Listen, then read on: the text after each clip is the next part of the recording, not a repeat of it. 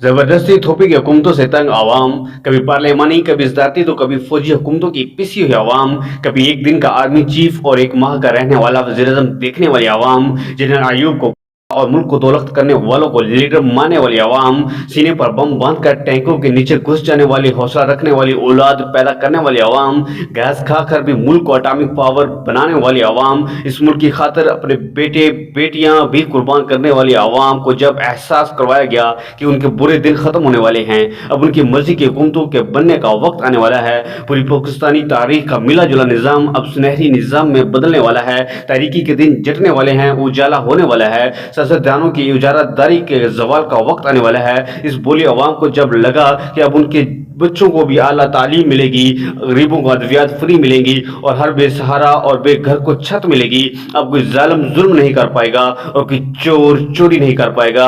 इस बोली अवाम को जब लगा कि उनके प्यारे पाकिस्तान का लूटा हुआ पैसा वापस होने जा रहा है, उनको लगा कि अब उनके मुल्क का कर्जा उतरने जा रहा है और शहबाज शरीफ तो जरदारी को सड़कों पर ना घसीट सका, मगर इन सब को घसीटने के लिए इमरान खान आ रहा है। अब एफबीआई का शिकंजा टैक्स चोरों के लिए मजीद सख्त और मिसाली बनने जा रहा है और चेयरमैन नैब की औकात बढ़ने जा रही है। ये सब सोचकर इस प्यारे पाकिस्तान के आप मर्द, औरतें, बूढ़े, बच्चे सभी आपकी आवाज बने, घर बार कारोबार छोड़कर आपके साथ निकले, 126 दिन सर्द हवाओं का मुकाबला किया, बगैर किसी बिस्तर के सड़कों पर रातें गुजारी, यूथिये भी कहलवाए, नाचने वालों की औलाद होने के लक़ब भी पाए, लेकिन वो फिर भी आपके साथ रहे। आप कंटेनर पर से गिरे तो आपकी जिंदगी के लिए दुआएं की और फिर दिन गुजरे, रातें कटी और आपकी जदोजहद कामयाब हुई। आपको 23 साल मेहनत का हक मिला और वो दिन जिसका आपने 23 साल पहले ख्वाब देखा था, उस दिन का सूरज तुलू हुआ। लेकिन फिर क्या हुआ? फिर नवाज शरीफ ने भी जेल देखी, जरदारी साहब ने भी आराम किया और दूसरों को घसीटने वाले शहबाज शरीफ भी जेल की दीवारों पर छिपकलियां गिनते देखे गए। लेकिन फिर क्या हुआ? आशियाना हाउसिंग स्कीम पर इंक्वायरी हुई, लंदन फ्लैट्स पर भी बहस चली, चीनी आटे पर भी इंक्वायरी हुई, कुछ लोगों ने अपनी आंखों से गाड़ी में मंशियात भी देखी, लेकिन इस सब से भोली आवाम को क्या मिला? ना लंदन फ्लैट्स का मामला हल हुआ, न चीनी आटा चोरों का कुछ हुआ और न ही मंशियात कहाँ गई का पता चल सका। लेकिन फिर क्या हुआ?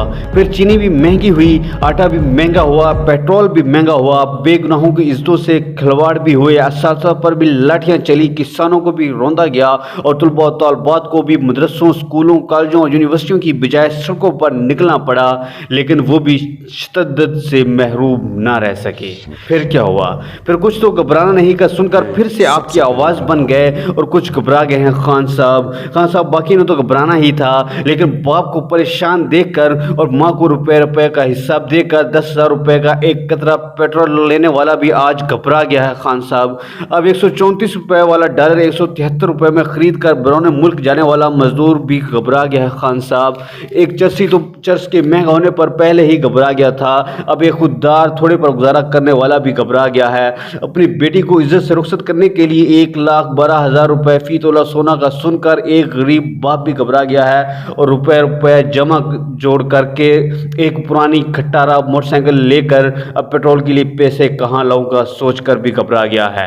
खान साहब रेहड़ी लगाकर 23 रुपए में गन्ना का रस बेचने वाला, महंगा करके पैसे बचाऊं या सस्ता करके गाहक बचाऊं का सोचकर भी घबरा गया है। खान साहब कुछ करने के लिए आगे बढ़ूं या घर वालों के लिए कुछ करने के लिए पढ़ाई छोड़ दूं का सोचकर एक तालिब इल्म भी घबरा गया है। खान साहब अगर कुछ लोग नहीं घबरा रहे तो शायद उन्हें इस बात का तदारक है कि कामयाब कौमों की तारीख स्याह होती है और कुछ लोग ये सोचकर घबरा गए हैं कि क्या आप इस कौम को स्याह तारीख से ऊपर उठा रहे हैं या फिर अभी बुनियादें मजबूत करने के लिए इसको मजीद स्याह कर रहे हैं। नाज़रीन इंशाल्लाह नेक्स्ट वीडियो में बात होगी। अगर आपको वीडियो पसंद आई हो तो इसको लाइक कर दें और चैनल को सब्सक्राइब करके प्यारा पाकिस्तान कम्युनिटी का हिस्सा बन जाए। इंशाल्लाह नेक्स्ट वीडियो में बात होगी, तब तक इजाज़त दीजिए। अल्लाह हाफिज़।